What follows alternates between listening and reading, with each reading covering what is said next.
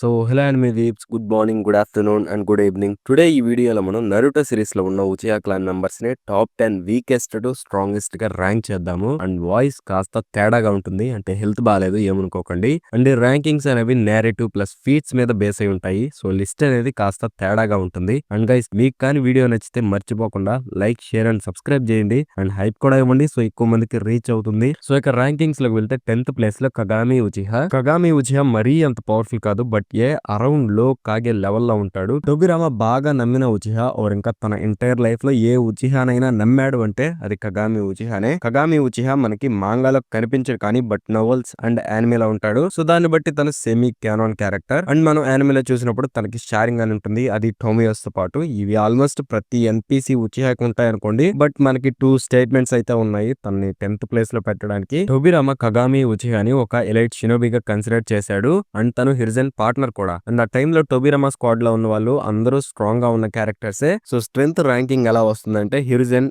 డాన్జో and lastly కగామి ఉచిహా.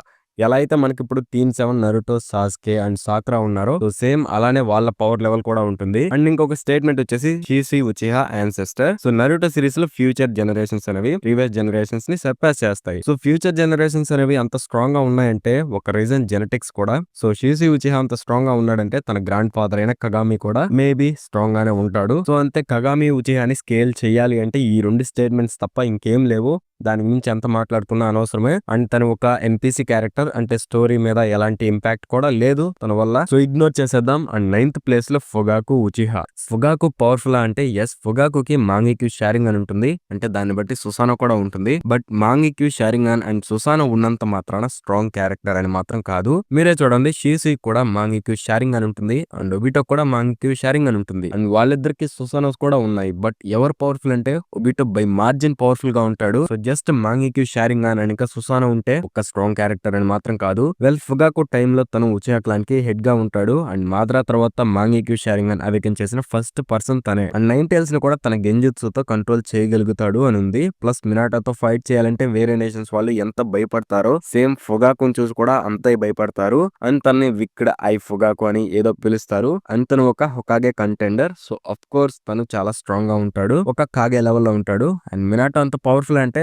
ఖచ్చితంగా కాదు. And 8th place లో షీసీ ఉచిహా. గెంజుత్సు గాడ్. నరుటో సిరీస్ లో ఇన్ఫినిట్ సుకుయోమి తర్వాత స్ట్రాంగెస్ట్ గెంజుత్సు కొటో అమాట్స్ కామి. ఒక పర్సన్ కి తెలియకుండా వాళ్ళ మైండ్ ని కంట్రోల్ చేయొచ్చు. అండ్ షీసీ ఉచిహా స్పీడ్ లో మాత్రం ది బెస్ట్ గా ఉంటాడు. అఫ్ కోర్స్ తనని బాడీ ఫ్లిక్కర్ అని పిలుస్తారు అనుకోండి. ప్లాట్ కోసం షీసీని అలా చేశారు కానీ బట్ తను యాక్చువల్లీ చాలా పవర్ఫుల్. సింగిల్ అయితే సుసానో యూజ్ చేయడం, సేమ్ ఫుగాకు అంత చాక్రా ప్లస్ బెటర్ జుత్సుస్ ఉంటాయి. అండ్ మెయిన్లీ ఒక స్మార్ట్ క్యారెక్టర్ కూడా. పాపం బెటర్ చేస్తే తనేం చేస్తాడు చెప్పండి. సో ఈ షీసీ ఉచిహా అనే క్యారెక్టర్ ఫుగాకు కన్నా ఫాస్ట్ గా ఉంటాడు, స్మార్ట్ గా ఉంటాడు. అండ్ బెటర్ గెంజుత్సుస్ ఉంటాయి, బెటర్ షారింగ్ అండ్ బెటర్ అర్సెనల్. ఇవి సరిపోవా షీసీ ఫుగాకు కన్నా పవర్ఫుల్ అనడానికి.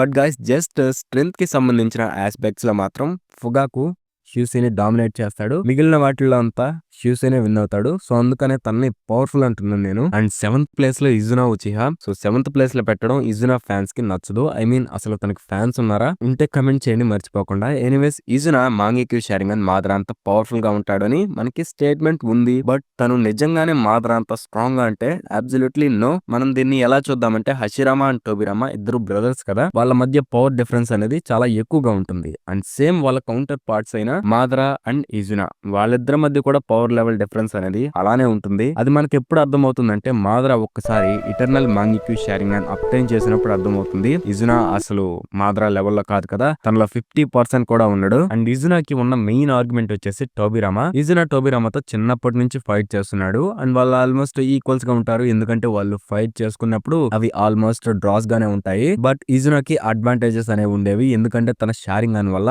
అందుకనే టోబిరామా స్పెషల్ ఒక జుట్సు క్రియేట్ చేసి ఫ్లయింగ్ ర్యాజిన్ అనేది ఇజునాని ఒకటే దెబ్బతో లేపేస్తాడు. అండ్ అది ప్రైమ్ టోబిరామా కూడా కాదు, జస్ట్ టీమ్ వర్షన్ మాత్రమే. ప్రైమ్ టోబిరామా వచ్చేసి తను హొకాగేగా ఉన్నప్పుడు. సో ఇలా చూసుకుంటే ఇజునాకి కన్సిస్టెంట్ గా స్కేలింగ్ అనేది లేదు. హానెస్ట్లీ నేనైతే తనని షీసీ కన్నా తక్కువగానే పెడదాం అనుకుంటున్నాను. బట్ మాద్రా అనే ఒక్క నేమ్ ని చూసి నేనైతే 7th ప్లేస్ లో పెట్టాను, లేదంటే ప్రాబ్లీ 9వ ప్లేస్ లో పెట్టుండేవాడిని. అండ్ ఫైనలీ 6th ప్లేస్ లో ఇటాచి ఉచిహా. షాక్ అయ్యారా ఏంట్రా 6th ప్లేస్ లో వచ్చాడని. సో ఇక్కడ మనం జస్ట్ ఎబిలిటీ పరంగా మాట్లాడుకుంటే ఇటాచి ఒక టాప్ టైర్. బట్ మనం ఇక్కడ ఓవరాల్ ఓవరాల్ గా ర్యాంక్ చేస్తున్నాం. సో ఫిజికల్ గా ఎంత పవర్ఫుల్ అనేది కూడా కావాలి. అండ్ ఇటాచి ఫిజికలీ ఒక వీక్ క్యారెక్టర్. ఐ మీన్ తప్పు లేదు అలా అనడంలో. ఒక డెడ్లీ ఇల్నెస్ అనేది ఉంది, దానికి క్యూర్ లేదు, కన్ఫర్మ్ గా చనిపోతాడు. సో అందుకని ఫిజికలీ ట్రైన్ అవ్వలేదు, ఎందుకంటే అవ్వకూడదు కాబట్టి. అండ్ 6th ప్లేస్ లో పెట్టడానికి మెయిన్ రీజన్ కూడా తన షారింగ్ అండ్ ఇంకా ఎబిలిటీస్ వల్ల. అమాతరస్ ఇదైతే ఒక ఎటర్నల్ ఫ్లేమ్ లాగా ఉంటుంది, నార్మల్ ఫ్లేమ్ కన్నా చాలా పవర్ఫుల్. సుకియోమి దీన్ని యూజ్ చేసి అవతల వాళ్ళ ఎంటైర్ పర్సెప్షన్ ని తన కంట్రోల్ లో పెట్టుకుంటాడు. వాళ్ళ మైండ్ లో టైం, స్పేస్ అండ్ మ్యాటర్ ప్రతిదీ తన కంట్రోల్ లో ఉంటుంది. అండ్ వాటితో పాటు normal and high level genjutsu, crow genjutsu, వాటితో పాటు ఇంకా ఇంప్రెసివ్ ఏంటంటే హ్యాండ్ సైన్స్ లేకుండా గెంజుత్సు యూజ్ చేస్తాడు. ఆన్ టాప్ ఆఫ్ దట్ సుసానోకి 2 డివైన్ వెపన్స్ ఉంటాయి. ఒరోచిమారు ఈ వెపన్స్ కోసం తన ఎంటైర్ లైఫ్ సెర్చ్ చేస్తాడు, బట్ తనకి దొరకవు. బట్ మ్యాజికలీ ఇటాచి దగ్గర ఈ వెపన్స్ అయితే ఉంటాయి. యాటా మిర్రర్ తో ఎలాంటి నింజుత్సు బేస్డ్ అటాక్స్ నైనా బ్లాక్ చేయొచ్చు. అండ్ టోట్స్కా బ్లేడ్ తో ఒక్కసారి స్టాబ్ చేస్తే టార్గెట్ ని ఇన్ఫినిట్ డ్రీమ్స్ లో సీల్ చేసేయచ్చు. సో ఇన్ని జుత్సూస్ ఉన్నాయి కాబట్టి తనని 6th ప్లేస్ లో పెట్టాను.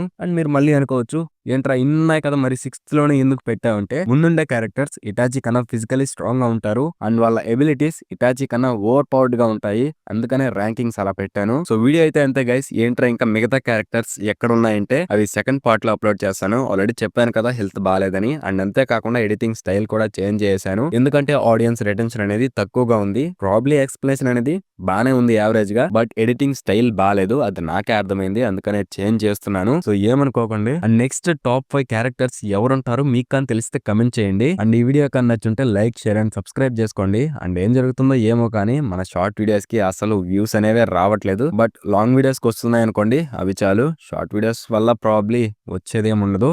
సో ఎనీవేస్ వీడియో అయితే అంతే గైస్, మళ్ళీ నెక్స్ట్ వీడియోలో అయితే కలుద్దాం. పీస్.